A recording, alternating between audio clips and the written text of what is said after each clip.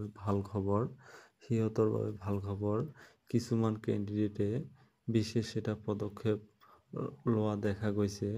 যেনেকুৱা এইখন মেছেজত এইখন মেমোৰেণ্ডাম আপোনালোকে দেখা পাইছে তো ইয়াতে লেখা আছে প্ৰতি মাননীয় ডক্টৰ হিমন্ত বিশ্ব শৰ্মা মুখ্যমন্ত্ৰী অসম ইয়াতে তাৰিখটো দিয়া আছে দিয়া নাই কোনদিনা যিদিনাখন দিব সেইদিনাখন তাৰিখটো ইয়াতে বহাই দিব বিষয়টো দিছে ইয়াতে শিক্ষা বিভাগৰ এলপি ইউপি 5550টা পদৰ ওভাৰলেপিঙৰ সমস্যা আঁতৰ কৰি এটা খালী পদৰ বিপৰীতে এজন প্ৰাৰ্থী বাছনি কৰাৰ দাবীত স্মাৰক পত্ৰ তো আপোনালোকে নিশ্চয় এইটো বুজি পালে যে এটা পদত অকল এটা প্ৰাৰ্থীয়ে যাতে সিলেকশন হয় যেনেকুৱা জিটি পিজিটি বিটিআৰত এলপি ইউপি বিটিআৰত জিটি পিজিটিত বহুতো কেণ্ডিডেট সিলেকশন হৈছে আৰু সেইসকল কেণ্ডিডেট এতিয়া চাকৰিও কৰি আছে সেই চাকৰি কৰা প্ৰাৰ্থীসকলৰ নাম এতিয়া 5550টা পদৰ যি অস্থায়ী মেধা তালিকা এই মেধা তালিকাত প্ৰকাশ পাইছে লগতে আসাম গভৰ্ণমেণ্টৰ আণ্ডাৰত যিটো জিটি পিজিটি হৈছিল পৰীক্ষা হৈছিল ইয়াৰ যি ভেৰিফিকেশ্যন তাতো সিহঁতৰ নাম আহিছে তো মহাশয় প্ৰাথমিক শিক্ষা বিভাগে শিক্ষকৰ সমস্যা সমাধান কৰা নিমিত্তে শিক্ষা বিভাগত নতুনত্ব আৰু সংস্কাৰ সাধন তথা চৰকাৰী বিদ্যালয়ত শিক্ষকৰ সমস্যা দূৰ কৰাৰ উদ্দেশ্য 2023 চনৰ ডিচেম্বৰ মাহত ডাইৰেক্টৰেট অফ এলিমেণ্টাৰী এডুকেশ্যন DEEৰ অধীনত প্ৰাথমিক শিক্ষক পদ এলপি ইউপিৰ প্ৰায় 5550টা পদৰ বাবে প্ৰকাশ কৰা বিজ্ঞাপনৰ প্ৰথমখন অস্থায়ী মেধা তালিকা প্ৰকাশিত হোৱাৰ পিছত বিভিন্ন কাৰণত ওভাৰলেপিং হোৱাৰ সম্ভাৱনা প্ৰকট হৈ উঠিছে যেনে 2024 চনত ইয়াতে 1 নম্বৰ 2 নম্বৰ 3 নম্বৰ 4 নম্বৰ 4টা পইণ্ট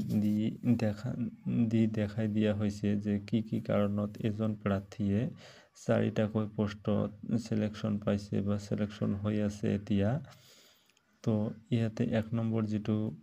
পইণ্ট দি আছে 2024 চনত SSA কন্ট্ৰাকচুয়াল টিচাৰ সকলক স্পেশাল ৰিক্ৰুটমেন্ট ড্ৰাইভৰ জৰিয়তে নিয়মীয়কৰণ কৰা হল কিন্তু 5550টা পদৰ প্ৰথম মেধা তালিকাত এই নিয়মিত হৈ শিক্ষক পদত চাকৰি কৰি থকা স্ব প্ৰাৰ্থীৰ নাম একেই পদত নিৰ্বাচিত হৈ সন্নিৱিষ্ট হৈছে তো আপোনালোকে নিশ্চয় জানে যে SSAৰ আণ্ডাৰত যিসকল কন্ট্ৰাকচুয়াল টিচাৰ আছিল তেওঁলোকৰ চাকৰি আগতে নিয়মীয়কৰণ কৰা হোৱা নাছিল কিন্তু 2024 চনত তেওঁলোকক স্পেশাল ৰিক্ৰুটমেন্ট ড্ৰাইভৰ জৰিয়তে তেওঁলোকৰ চাকৰি নিয়মীয়কৰণ কৰা হৈছিল কিন্তু এপ্লাইটো যিহেতু 5550টা পদৰ যি এপ্লাই সেই এপ্লাইটো 2023 চনৰ ডিসেম্বৰ মাহত হৈছিল তো সেই সময়ত তেওঁলোকে এপ্লাই কৰি থৈছিল নিয়মীয়া চাকৰিৰ বাবে তো এতিয়া যেহেতু তেওঁলোকক স্পেশাল ৰিক্ৰুটমেন্ট ড্ৰাইভৰ জৰিয়তে চাকৰিটো দিয়া হল পাৰ্মানেন্ট কৰি দিয়া হল তাৰ পিছত এই 5550টা পদত যি অস্থায়ী মেধা তালিকা এই মেধা তালিকাত সিহঁতৰ নাম আছে গতিকে তেওঁলোকৰ নাম উঠাই ল'ব লাগে এতিয়া আৰু 2 নম্বৰ পইণ্টত আছে 2024 চনত বিটিআৰত হৈ যোৱা এলপি ইউপি আৰু জিটি পিজিটি নিযুক্তিত চাকৰি লাভ কৰা বৰ্তমান একে পদত চাকৰি কৰি থকা স্ব প্ৰাৰ্থীৰ নাম DEE প্ৰকাশ কৰা প্ৰথম মেধা তালিকাত দেখা গৈছে আপোনালোকে নিশ্চয় জানে যে 2024 চনত বিটিআৰ গভটে এলপি ইউপি লগতে জিটি আৰু পিজিটি নিযুক্তি দিছিল তো সেই নিযুক্তিত তেওঁলোকে নিযুক্তি লাভ কৰিছে কিন্তু যেহেতু এপ্লাইটো আসাম গভৰ্ণমেণ্টৰ আণ্ডাৰত কৰা হৈছিল বা যি 5550টা পদত সিহঁতে এপ্লাই কৰিছিল তো সেই কাৰণে তেওঁলোকৰ নামটো আহিছে নামটো অহা একো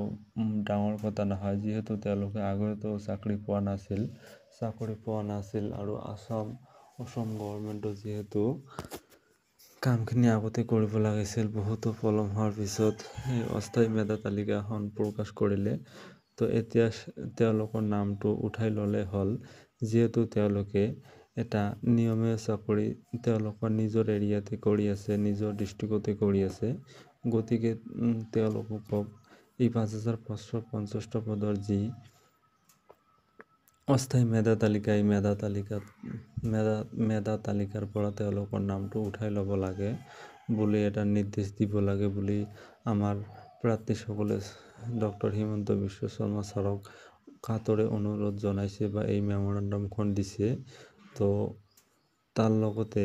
আৰু এটা 3 নম্বৰ পইণ্ট আছে, আমাৰ অসমৰ DSEৰ বিভাগৰ অধীনত 10 অক্টোবৰত হ'বলগীয়া নিযুক্তিৰ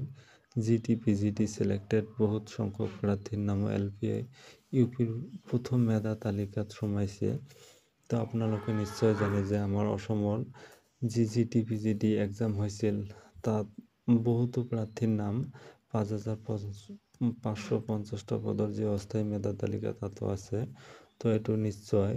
কোনোবাই হাই স্কুল বা হায়াৰ ছেকেণ্ডাৰী স্কুলত চাকৰি এৰি LP বা ME স্কুলত চাকৰি নকৰে, নিশ্চয়কৈ তেওঁলোকে GT নহ'লে PGT কৰিব। গতিকে তেওঁলোকৰ নাম LP আৰু UPৰ পৰা উঠাই ল'ব লাগে। আৰু 4 নম্বৰত দিয়া আছে, শেষত 11/9/2025 তাৰিখত চিটেড হাইকোৰ্টৰ পিটিশ্যনাৰৰ ফাইনেল মেৰিট লিষ্ট দিছে। তাৰে বহুত প্ৰাৰ্থীৰ নাম LP UP মেধা তালিকাত সোমাইছে। আৰু লগতে আপোনালোকে জানে যে 2020 চনতে এটা চিটেটৰ এগেইনষ্টত কেছ হৈছিল আৰু এই কেছটোত চিটেটৰ প্ৰাৰ্থীসকলে জিতিছিল আৰু অৱশেষত তেওঁলোকক পদৰ বাবে এপ্লাই কৰিব দিয়া হৈছিল। তো সেই পদখিনি 11 তাৰিখে